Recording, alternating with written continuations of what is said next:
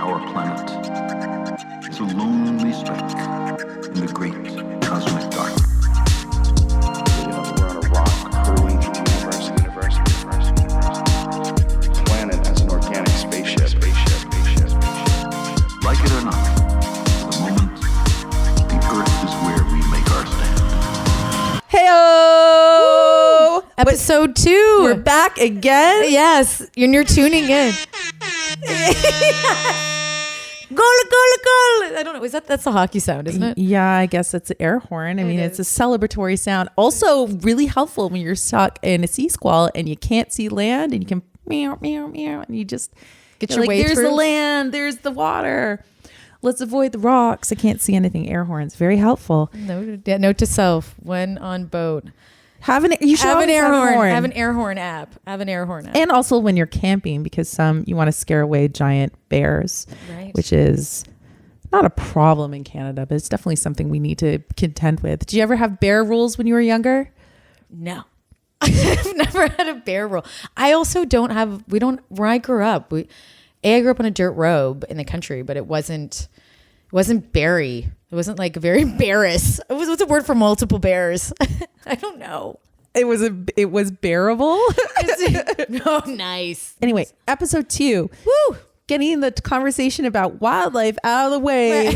Right. And we're into the wild topic of George Stroumboulopoulos. Yeah, he has a topic unto himself. Yeah. There's something about George when you talk to him. We've watched George for, I don't know, since I've been growing up, since his Much Music days, his talk show days on CBC. Yeah. And then he went down and did Hockey Night in Canada. I'm probably missing a whole bunch of other things that you've done that Did are a amazing, stint George. at CNN. He was on a reality show. He hosted a reality show on ABC. These are the things he probably is going, no, never bring those up. Don't bring it up, because they were short-lived into itself. But regardless, George is somebody who means a lot to a lot of Canadians because he represents something to all of us, and that's a trustworthy and knowledgeable individual that we all could relate to. Yeah, and is a fighter. He's a freedom fighter. Yeah, he's 100%. totally a freedom fighter. Yeah, so when we first sat with him, now when you sit with George, when you watch George, you're like, okay, this guy is super smart, amazing, connects with people in amazing ways. But when you sit with him, I had a moment where I'm like, George, I listened to it after too and was like, wow, you're so damn bloody smart. Yeah. And it almost was intimidating for someone going into a podcast. Not when I first met George, because he's so comfortable and he's nice and he's very sweet, and the way that George is very approachable and that way of being sweet. But when I sat down with him, I was like, yeah, let's just do this and do a podcast. And we all talked together. It's when I listened to it again, I went, wow, I feel stupid, because George makes some really great comments and just some really solid comments towards a movement like Me Too. Yeah. And in general, I was like, Me Too, and what the permissions that we allow people and just who we are as a society makes a really great point about right now. We are in the Inquisition phase. We're going out there and we're heavily policing people, and to the point where it's making people feeling less free in how they express themselves in the world, because they're afraid of being judged, and they're afraid of being demonized within the court of public opinion. And I mean, we see that specifically in movements like Me Too. Yeah. 100%. And George talks a lot about, it's the male perspective, which I think is really nice. When we booked George to talk about a whole bunch of topics from Counterculture, Me Too was just one of them. It was 3 hours that we sat with him. But within this section of Me Too that we talked, and we decided to choose with the conversation we had with him, it was nice. And then I realized, I don't think Marie and I even realized it, that we took a male perspective on it. No. Whoa. And we're two females. And the first perspective to come out of this podcast is Strombo.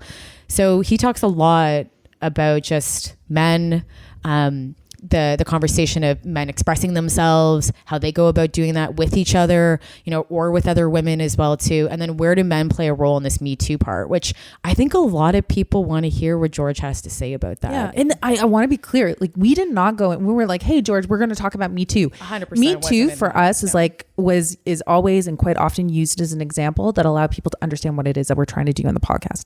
So we use it as an example, and we use it as an example with George, and that's whenever it took us in this whole other conversation that is deeply important for us to understand that we are humans that were built to learn. We have big, juicy brains. And what we have with these big, juicy brains is a capacity to learn and evolve and transform. And that's something we do every single day. He really challenges us a few times in the show. Yeah. And I love how George decides to ask us questions, like flips that conversation with us and it says, hey, let's hear this perspective. We become the interviewees. He switches the conversation to be really, really a 3-person conversation rather than us asking questions, because sometimes that happens. But here it was really a conversation between 3 people and something that was really open and honest. And I think that's the best part about George is he gives people that space to do that and to feel that way. He's very, very welcoming, which is, if you've never met George, that's something that you'll see is really transparent to the person that's on the camera and then to the person that you meet in person. Yeah. And that says a lot about a quality of character.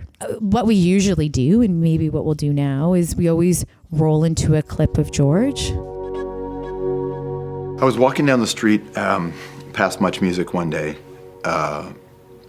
and they had boarded up the windows. It's another show there now, I think, but people worked really hard. I was just a small part of it, in creating a space where Canadian kids felt safe. If you watched, you never felt excluded. If you were of any ethnicity, you were welcome. That was a conscious choice. We worked to let everybody know you're all welcome here. And then this artist that you love, that you listen to that CD every night, now you can meet them.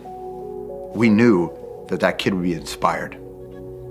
These are all things that were running through my head over the last few years. And I walked by Much and they closed it off and I was like, man, where's the connection between the fan and the artist?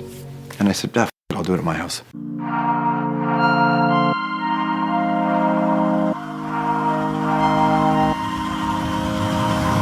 The divine feminine spirit Me Too are the same? Yeah. You think so? Yeah. Well, hey, that's actually like, even someone you have a different opinion on it. That's what we want to hear too, because this is the conversation.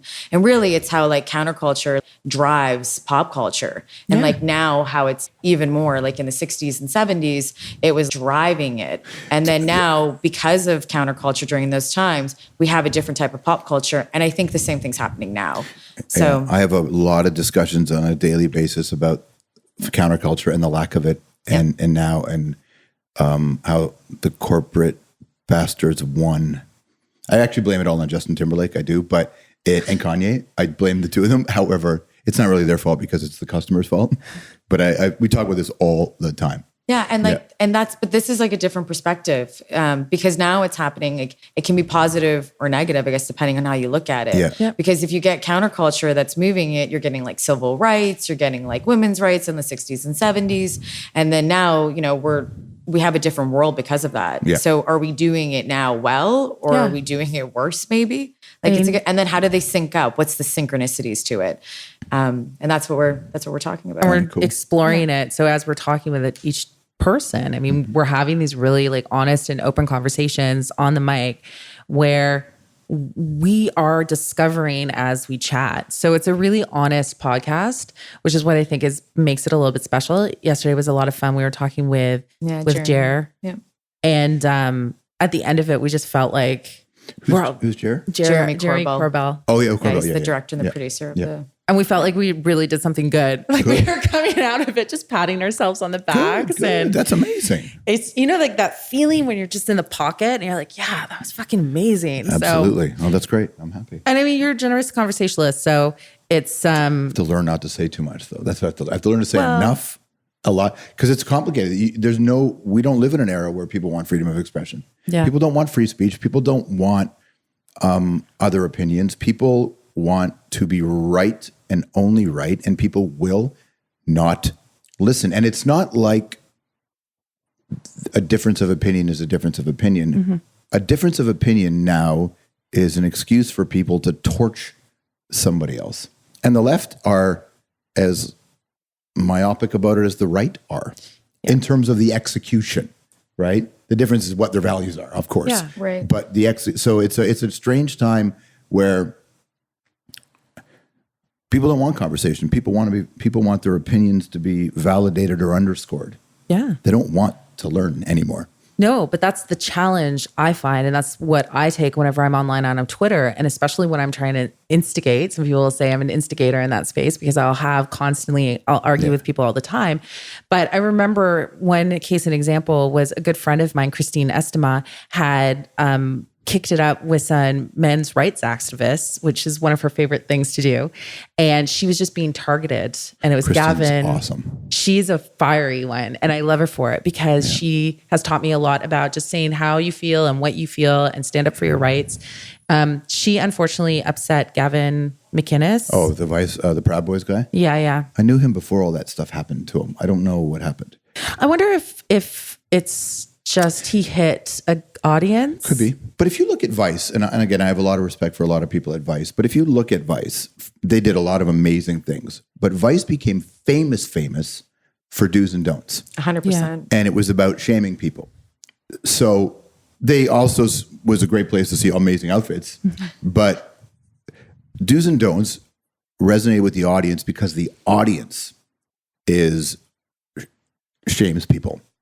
And that generation shames people. Yeah. So it didn't surprise me that Gavin came from that culture. I don't think I think that those guys are amazing at Vice. The women and men who work there, particularly Sarush and Shane, are legends and amazing what they've done. But I'm not surprised that the culture had a guy like Gavin in it.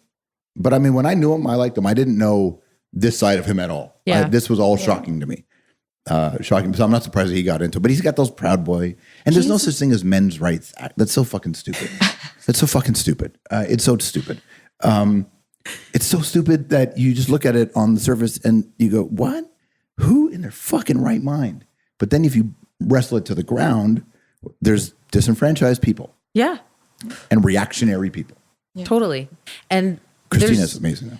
So going back to the Christine thing, and then we'll go, because this actually takes me to a really interesting point where we're getting into the alternative culture.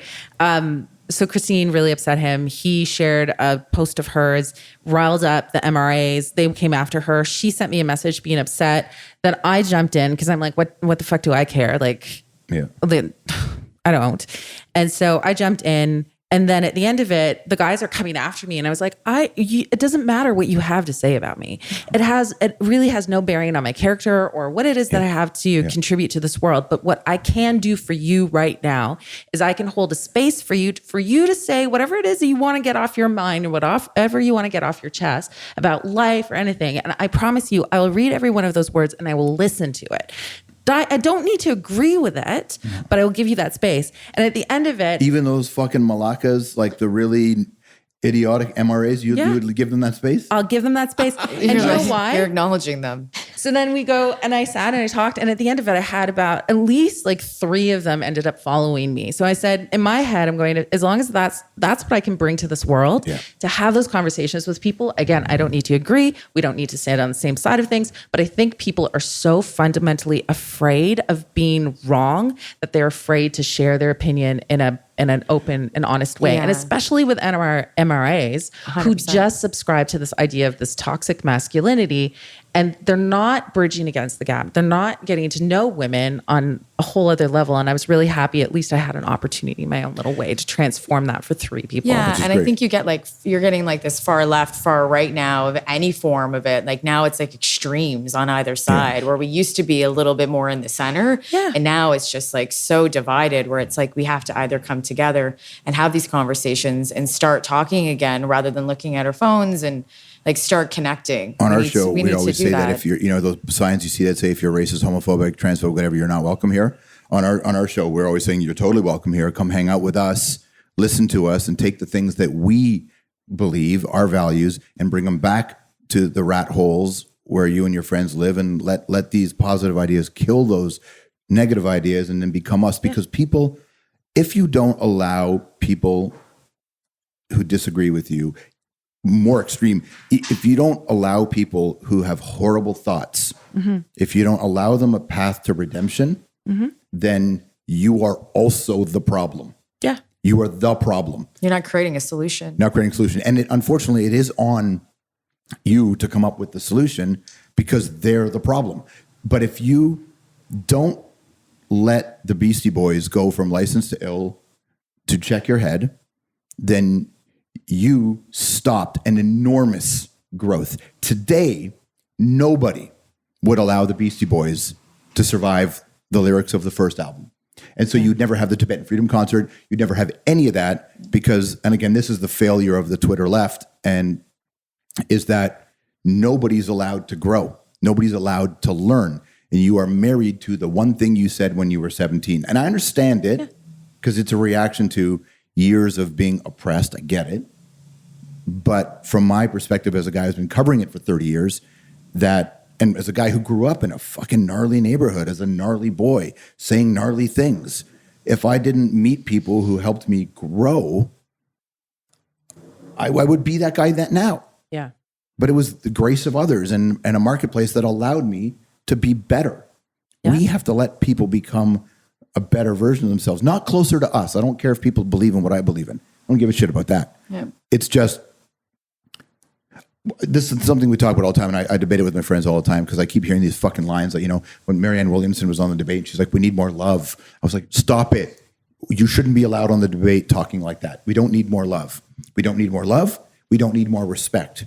What we need are good laws, properly enforced, and a chance for everybody to participate in the system. And if people don't respect you or agree with you, that's okay. They just got to let you do it. Yeah. I don't care if people respect me. You got to let me do my thing. Exactly. That's it. So we don't need platitudes and bullshit. We need good laws, well enforced, and everybody gets a seat at the table. Yeah. Yeah. That's it. Yeah, and respect each other and respect each other's ground, respect each other's creativity. Or at least give it to them. Right. And if they're not hurting anybody, then, let them live their lives. If they are, then it's a different conversation. Totally. But if they're not, then, let them go about doing what they have to. Because we talked about this with Jeremy. Yeah. They have a mission. They've got their life to do something. Go let them live it. Go let them do it, and then support them underneath. We don't, there's not a lot of support anymore. There's none. No. And people are allowed to think what they want, even if it's heinous. They just can't do stuff about it. This is the thing. You can't take a world of 7 billion people that's overpopulating every day, that's destroying the environment. You can't have everybody believe in the same shit. It ain't going to happen. That's why we have laws. That's why we have an education system. Our education system is so flawed, but it's a good education system with a strong social justice compass can help prepare kids for the real world. Yeah. That'd be nice. The education system doesn't do that right now, as far as I understand it. I don't have any kids, but I look around and I think nobody actually, but I think we're in the Inquisition era. We're not in the Renaissance or the Enlightenment era right now. We're in the Inquisition era, and that's a part of the process. So maybe in 100 years from now, after all the carnage, there will be some interesting leaders will rise up on a more national level, and they'll take the next generations to a better place. I don't think we're there now. I think that this is the torture to the ground era. Yeah. But just maybe there's value in that too. There's maybe totally value in it. We have, again, going back to, we were talking about this really, really briefly as our example, the divine feminine. There's divine feminine, there's divine masculine, there's toxic masculinity, and there's toxic femininity. And I always say that back in the 50s, that's like the toxic masculinity, toxic femininity, because women were oppressed, men kind of like went rampant, and they had their little structure that they had to live in. And then now we're in a period where we had, I like to think in the 90s in a lot of ways was an expansive period, at least for me, because even with hip hop music that was coming out, it was more about, we are all a part of something bigger. So it was a big period of expansion and learning and growing. We cared about the environment. reduce, reuse, recycle, the really important lesson that I learned when I was a kid.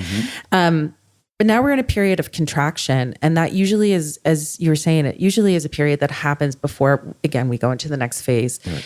And we're also seeing now this rise of the divine feminine, which is about holding space. 100%. It's about creating community. And that's, I think, another reason why I hold so dearly to it and creating it. Feminine community?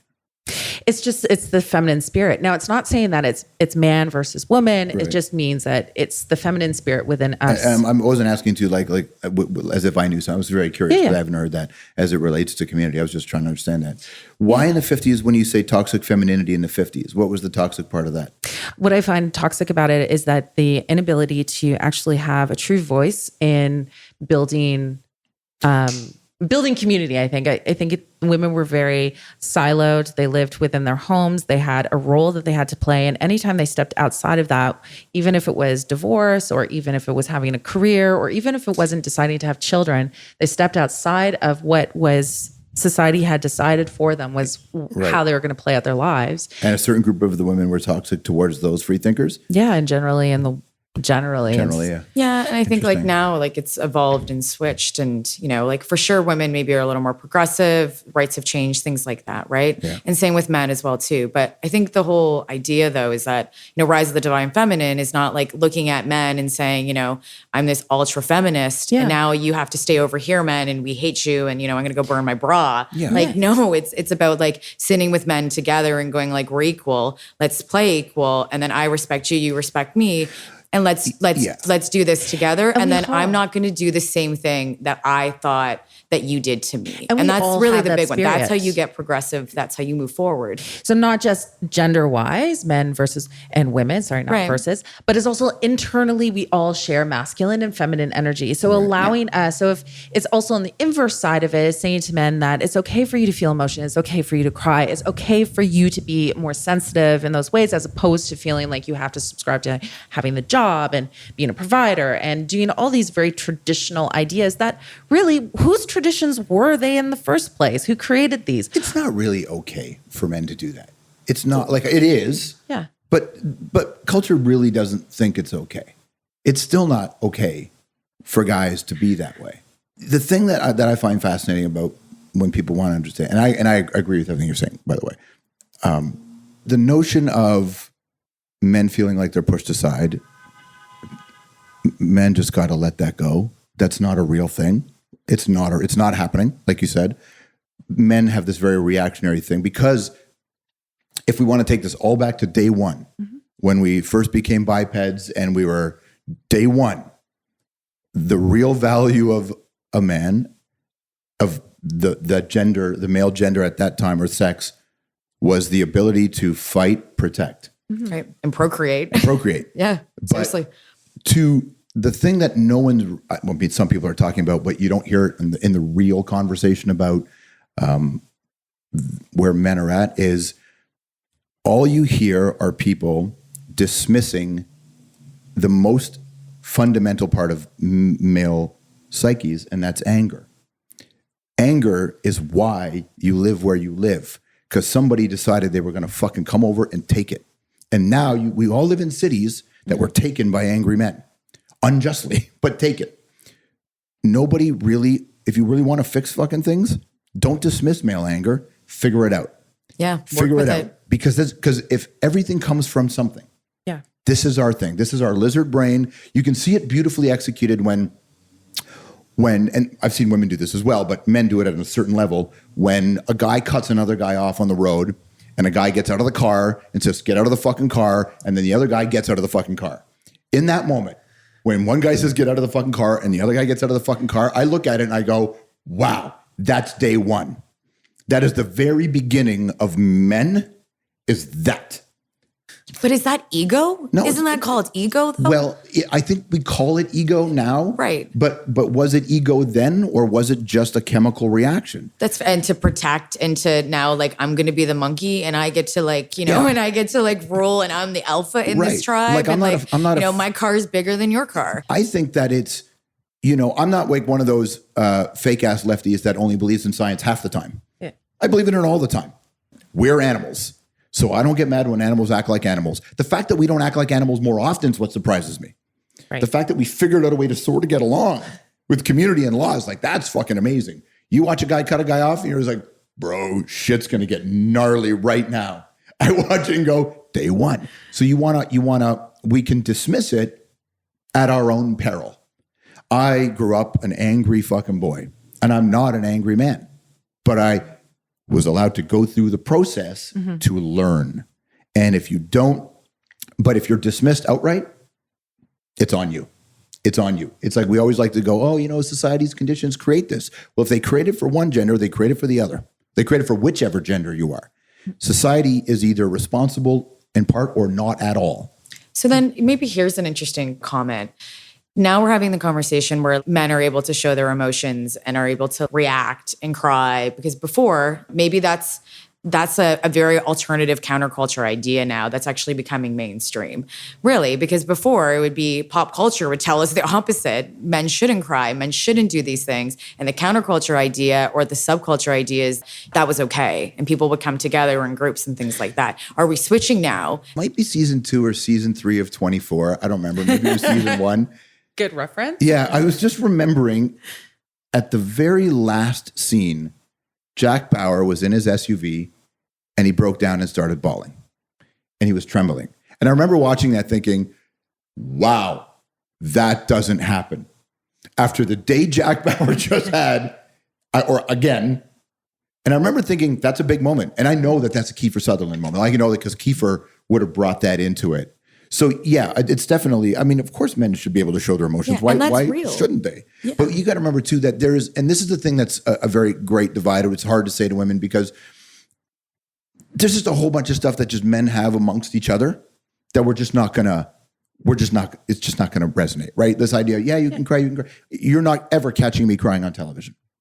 That's not toxic. That's not toxic masculinity. We're gonna have a big cry today. We're all gonna hug and cry. We're all gonna cry after the podcast. Mike, you're gonna cry with us. Can you imagine? Well, part of the reason, well, this is a safe space. Well, part of the reason was because if you cry on television as a reporter or as a host, you make it about you. Yeah. And it shouldn't be about you. I was watching one of the news networks, a news network that I don't mind watching regularly, and I was watching back-to-back hosts, and both of them were so fucking outraged by the president that they looked like they were on the verge of tears, and they were so emotional, and their pauses were so bullshitty. And I was watching it, and I thought, I'm sorry, sir, if you can't handle this, don't do this job.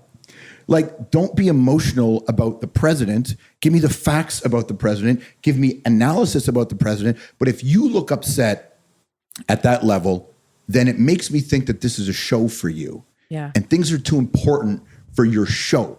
So, yes, it's okay bias. to be... It's creating a bias. It is. Yeah. And I remember when I worked at CBC, how if we used the wrong music, if we used a music piece in one of our stories that maybe told you how you should have felt, we pulled that music out because it's our job to not influence your opinion. It's our job to inform you. You make your own opinion up.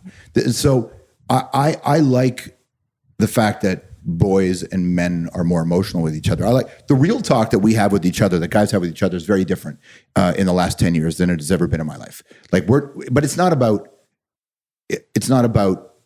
is it okay to cry? It's more about, I don't feel good.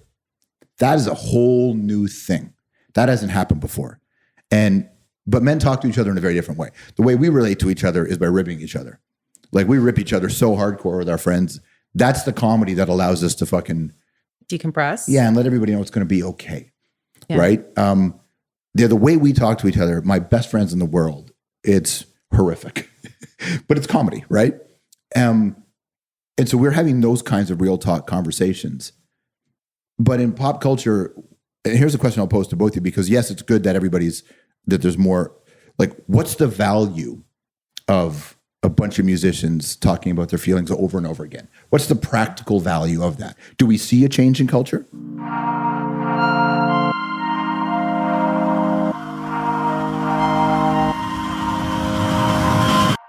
George talks about the lack of counterculture. 100%. I think we have a lack of it, but I also think that like he mentions, it's because pop culture now has, or any form of corporate structure has come in and maybe disattached from it or has watered it down would probably be the best way of looking at it. Well, they fund it, right? Yep. So you're like, oh, cool. I've got my blog or I've got my Right. Instagram and I want to make it bigger than what it is. And it's so intoxicating, it's alluring and it's enticing whenever someone's like, okay, cool. I'm going to give you $100 for you to post a picture. And then, you want more of that. You want to turn it into an income. So the next thing you know, your entire blog or your entire feed is just sponsored post after sponsored post after sponsored post. And the thing that made you cool in the first place is just now being exploited for a corporate gain. So really, what are you doing? What do you stand for? And I think that's like, there's still a lot of people who take a stand and are trying to do things the right way. Yeah. And then we look at, we are talking to Me Too, the Me Too movement. We look at the first wave of feminists that came in, within like the 20s and the 30s. And then we move into a second wave, which is like the 60s to the 80s. And now we have this third wave of feminism. So 100% corporate is jumping on the bandwagon and helping propel it. And it is a counterculture movement. What's happening right now, I would say it is. It's for sure counterculture, but we are getting corporate companies. But here's the question. Has corporate companies helped move female, let's say counterculture for the Me Too movement or the women's rights activist movement? Is it helping it to spread around the world? Because earlier in like the 60s and the 70s, it was only North America. And same with the first wave, it was only North America. Has pop culture and corporate culture helped spread that? Because now we're getting like Me Too in like Paris and we're getting it in Korea. We're getting it in all these different countries when the first wave and the second wave only really penetrated. Well, North you always America. we know there always has to be a bell ringer. At some point, somebody has to go in and be a stand for what is possible and be that change. Like, that's all it is. You have that one person that's a goal post and you're like, cool, I'm aware of this. I want that. And you go. So yes, like there's been many iterations of feminism, 19th century all the way up to the 21st century. And it's expands, it happens and then it contracts for a little bit and then comes back as it happens in waves. And so I think that it comes with each society is different in what they're willing to accept. And that's why maybe it happens in Western North America before it happens in other parts of the world. That's fine. It's just because we're in a different space or we want different things. Because early suffragettes weren't really doing it for, fighting for the right to vote for women because they felt like women needed the right. They just wanted to be able to maintain a certain status quo. And that's all it was. It wasn't coming from this like altruistic anything. The interesting thing I think in Canada is, what was I going to say? The interesting thing in Canada when it comes down to, say, like women in the vote, I always loved the fact that Black women had the vote at the same time as white women because it's a big part. Yeah. Intersection's a big conversation. Yeah. Because everybody had the right, because once they had abolished slavery and then under the law, Black men and women had the same rights. They were considered persons under the law as were, white population. So while you're going through like the whole history of Canada and rights being taken away and granted, the only ones that did not have those rights taken away and granted after they've been granted to them after like obviously horrible things. Cool. Now we're going to abolish this. We want to be better. You have this, you have rights. Cool. Black men and women had the same rights as white all the way through history from the moment it was granted to them. Whereas you have anybody who is Indian or Sikh or Native Canadian and they've had their rights like, that was like a tangent that really doesn't relate to anything, but regardless, it was, it was granted to them and taken from willy-nilly up until we had like our Charter of Rights and Freedoms in 1982. Yeah. I think intersection's a big conversation too with Me Too, because now we have a whole bunch of feminists. I think people need to define the word feminism, especially through a Me Too era like this. One of the sinks that we have is, oh my gosh, what's her name? Miss Harry Potter. Emma Watson. What's Hermione her name? Granger? Hermione Granger. Yeah, you're good. Yeah, was that her real name? Is Emma Watson, right? Well, I wasn't sure if you were going to talk about J.K. Rowling Rowling. No, I meant by no. This is where Harry Potter is. So it's Emma Watson, right? Yeah. So she did that whole speak at the about women's rights at the UN, I believe, and then talked about how feminism isn't understood. And here's like this is our, I think, modern sink, where we look at where the first wave and the second wave went. First wave was like, hey, we want the rights to vote. Second wave is we want the rights to vote, and we want other freedoms against sexual, harassment and other things, and encompass that. The third wave now really embodies that, but it embodies it huge about sexual harassment. So we had these three waves that literally like started at one point, and now it's like at this huge top point where we go, okay. And now here I think is that sink in that counterculture part where we go, now Emma Watson, which is like, Harry Potter chick. It's true. What's her name? I don't. It's Emma Watson. Yes, no, but what is her name in Harry Potter? Hermione Granger. No, say it again. Hermione Granger. That's right. Hermione. Oh, whatever. Tomato.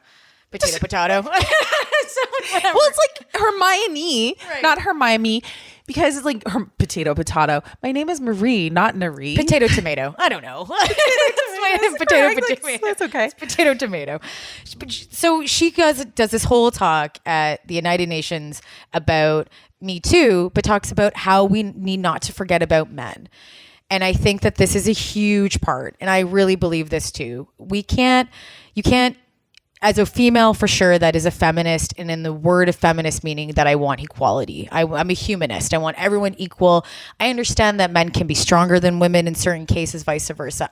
We're not fighting for that. And when I look at being a feminist, I look at walking out the door and getting the same respect as a man gets in everyone else, and getting the same paid wage. That's what feminism is. But I think a lot of people think that feminism is about burning their bra still. And so, Which is also not true. Totally. And it was during a time they didn't burn their bras. To a point. Right. And also it's different points, right? I think you get the extremes. They're like, no, I'm going to burn my bra and and run around and hate men. It's like, no, we're not doing that. It was never like that. I mean, that was a myth about feminism that was created in order to basically like continue to propel the wave of negativity towards feminism. Like that would never existed. Yeah. Feminism simply was and simply will always be the advocacy of women's rights on the basis of equality with men. And it's such a new concept, and it's something that we haven't as women had the luxury of. We haven't had the right to be able to know what it is that we want for ourselves, that had been historically dictated to us for centuries. So as we go through and we're uncovering each stage, like, okay, first step, we want the vote. Okay, now we have the vote. Now we have a voice. We can make change. Now what do we want? Oh, we want to have the right to work outside the home. Right. We want to have the right to divorce. We want to have the right to security of ourselves and protections under law for us to be able to report openly about sexual harassment and assaults that we experience just for being women. And these are things like we're learning every single day, like even just our own conditioning to say, yeah, that's a big one. Like when I was younger, I was conditioned based upon society to look at a woman who was larger than I was. And if she was wearing something like a bikini, or she was wearing too short, booty shorts, I was trained to look at her as being inferior, or that she didn't look at herself and see how disgusting she was. And I learned over time that is wrong. It doesn't matter. Yeah. You want to wear those booty shorts? You wear those booty shorts. Yeah. It doesn't matter how big you are. It doesn't matter how small. That is your personal choice. And you have a right as a woman to choose what it is you want. And over time, I started realizing how problematic the conditioning that I had was. Yeah. Two other women. Yeah. And the impact that had on myself, to look at myself. And now I was starting to feel disgust with myself and how I looked in clothes, or what I felt that I was entitled or allowed to wear in public. And once I started to work through those emotions, then I realized actually, okay, well, where is that coming from? It's because I was told that as a woman, I need to look a certain way. I need to wear certain things. Based upon my age, I wear certain things. Yeah. When I'm waking up in the morning, and depending on who is in the home with me, maybe I have my girlfriend's over, I can wear cute little shorts. Maybe my girlfriend and her brother. Well, okay, now I got to make sure that I'm covered up a lot more. You learn how to police yourself. I think there are certain times for sure that women do have to look at the stuff that they're wearing, because it has no idea, like it does not give a right for a man or anybody, not even a guy, anyone, to judge anybody off what they're wearing. But it also does not give the right for anyone to be touched. Like that's a big one. Just because I'm wearing something that might be provocative or not, you have no right to touch my body. Mostly, I just believe that we just haven't gotten to the place where men can understand that women 100%, that's true. are not sexual. Women are not dressing provocatively in order to give permission to men for attention, sexual attention. That's not the case. That is not, my booty short is not your go ahead. No, not at all. And I think that men need to understand that, like, women are not at all what a lot of people think we are. We're so, it's funny because I talk about this all the time. I was like, dude, do you realize, I'm a good example. So I was hanging out with a guy friend of mine the other day, and he was like, oh yeah, I was dating this girl and she was amazing. She was beautiful and she was perfect, but wow, she was really messy. Like, she's probably Marie. You'd be shocked. Like, for a woman, she was really messy. And I was like, I think you need to get rid of these like false ideals, stereotypes that you have on women being like these clean things. I said, I am not clean. I'm clean, but I'm messy. I am fundamentally a deeply and profoundly messy person. I accept that. I'm not going to fight it. I'm going to go into it. I'm going to lean into my mess. I'm going to lean into it because that's relax me. on it. Yeah. But I'm also really smart. But nobody's perfect. You are extremely smart. And you're also, nobody's freaking perfect. I'm like not the best cook in the world, but I understand that. I try my best, but I'm not. But I'm okay with that. I can't be good in every single aspect. Cooking, cleaning, trying to look good, work out, drink enough water, be the nicest person in the world. Like, it's impossible. And then on top of all, I can't keep to those stereotypes. And you have your 12-step skincare program that you have to do every night religiously and every morning. Because God damn, if I have a wrinkle, fuck. Wow. Watch out. Watch out. The world is over. Right, exactly. I'm getting some spackle. I'm filling it in. I'm sorry. It's just in between and before I can get some filler. And then knowing and have like my face just to be perfectly symmetrical now, because every Kardashian and everyone else is perfectly symmetrical. I know, but they all come on. look the same. I can't reach those. I don't want to reach that. The only things I want to reach are that I know that I'm happy, and that there are things that I do that could be some of those things, but they make me happy, and that's why I do them. Not because I think I have to fit in this mold that is like this perfect non-masculine, female or, uber female feminine person. I'm a mix of both. So my favorite part that George talks to you about how counterculture is not the same as it used to be, or how it's changed because of corporate identities or corporate maybe watered it down. I do think that there are times for sure that brands and people jump on movements like Me Too and counterculture movements, and we see that heavily. There was a moment to the Lucky Strike cigarettes campaign from Edward Bernays. So the Lucky Strike cigarettes campaign from Edward Bernays, maybe it's Lucky Strike. It's Lucky Strike cigarettes. And so Edward Bernays is like the godfather of PR. They did a campaign, and he did a campaign saying that back then women weren't able to smoke when that was happening. I know. Great moment in time, to be honest. Like, okay, women, you're not allowed to smoke. We're like, sweet. Yeah. Save us from lung cancer. Well, they said that it was trashy, that women smoked. So then what happened was, the owner of Lucky Strike cigarettes hired Edward Bernays and said, we want to get the female consumer. So here is something that I find interesting that maybe it's not always talked about, and how corporate brands or how people use these movements to push those subjects forward. So he hired him to say, hey, come on and let's get women to smoke. Which is crazy. It was used as spin and propaganda. So they had the first woman. It was actually Edward Bernays' secretary that decided to go. Well, he asked her to go into a rally during the Easter Parade rally and start smoking in the streets to make a statement. but it wasn't her statement. So they did a whole PR campaign and like told the news and pushed out, was like, a woman's going to smoke. So all these news outlets were getting ready for this woman to smoke in the streets.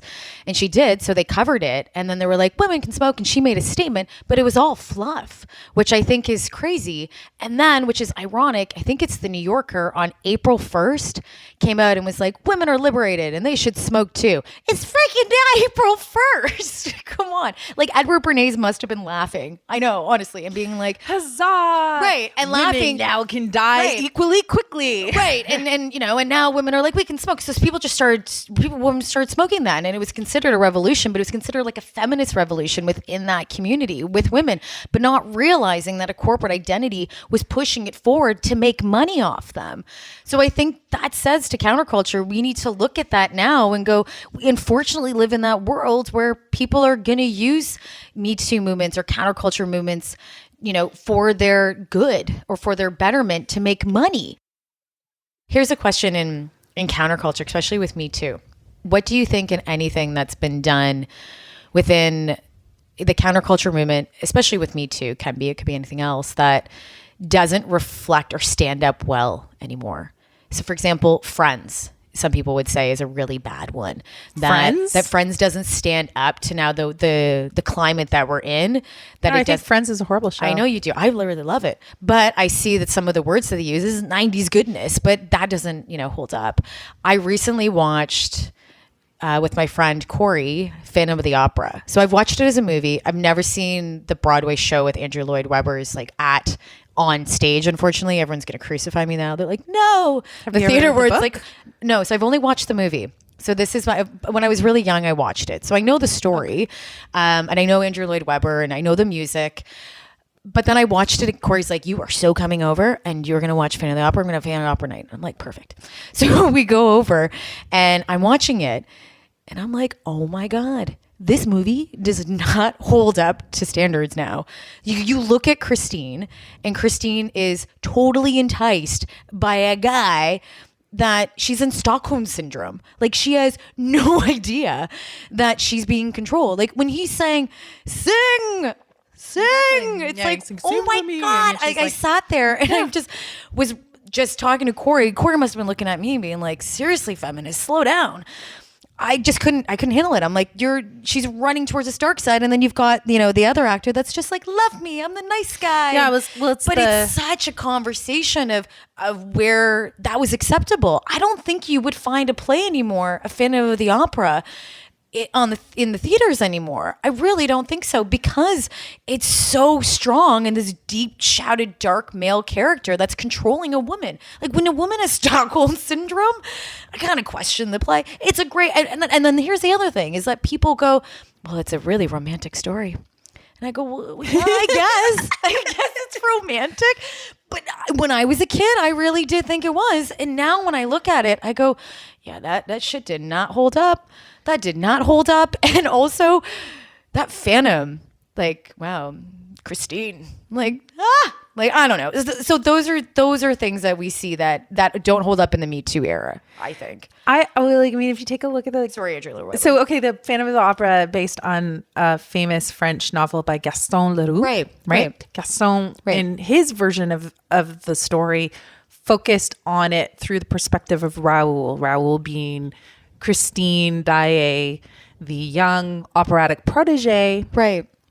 It was her, fiance, her love. And then the musical, however, focuses on Christine's perspective, which I think is interesting because in itself is a bit of a shift. Let's take a look at what it is that she's going through.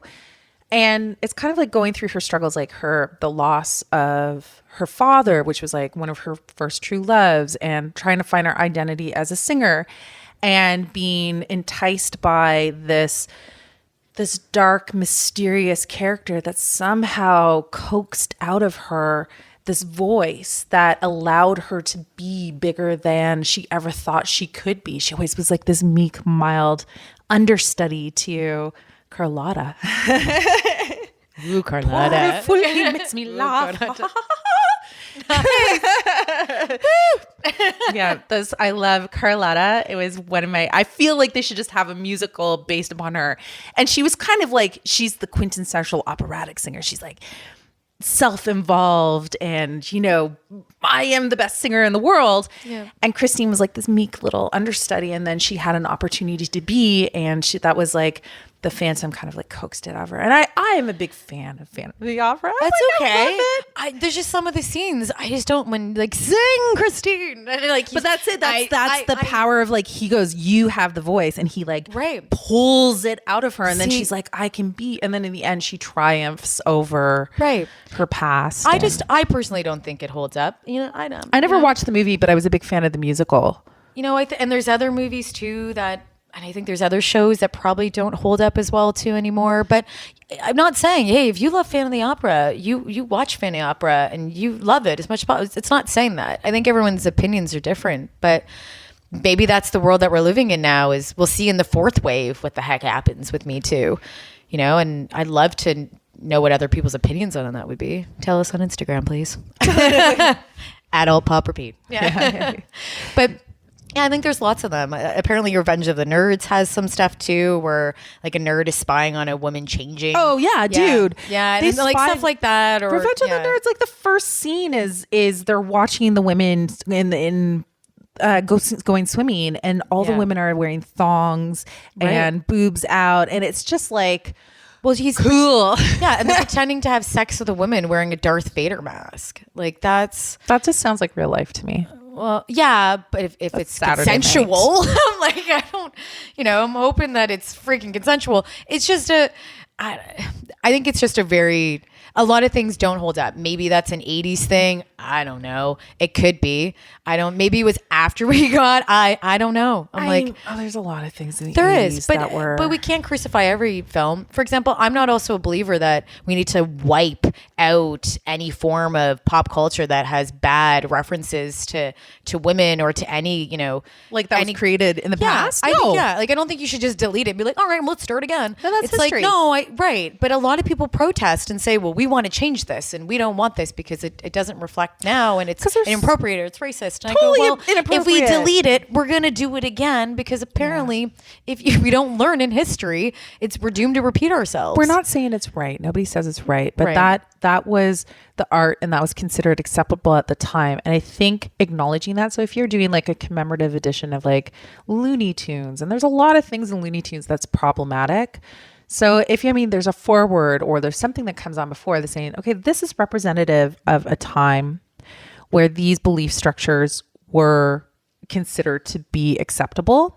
However, they may be disturbing because they are no longer acceptable. So please watch with caution. I think these disclaimers need to come in because we can't erase the horrible things that we did in the past. They can't erase the horrible belief structures that we had in the past, but we do need to move forward and not produce that again. And there's a lot of things I think are past.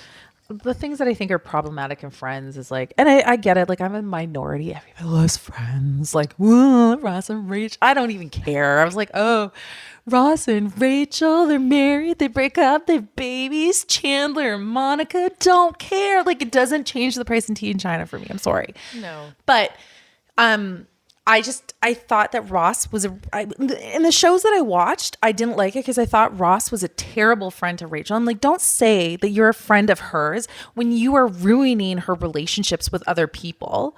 That I hated. They were kind of mean to people on it. They weren't kind. They were just, I just didn't think they had a great friendship amongst them. But even then it was strained. I think they thought less of Phoebe because she wasn't quote unquote as book smart as the rest, but she was incredibly emotionally smart.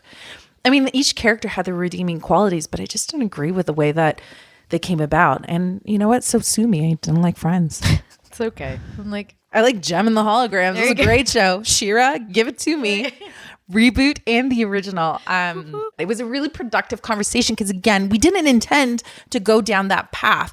We really thought we were going to be talking about punk music and how it influenced society and the artists that shaped the way that we think. And no, what we ended up with is this whole other conversation about who we are and who we want to be and what's getting in the way. And really, is there a counterculture movement anymore? Yeah. And and who's affecting the counterculture movement? I hope that George wants to come back on the show and we'll do it again. Yeah. Yeah. Until then, to our next sync. Bye-bye.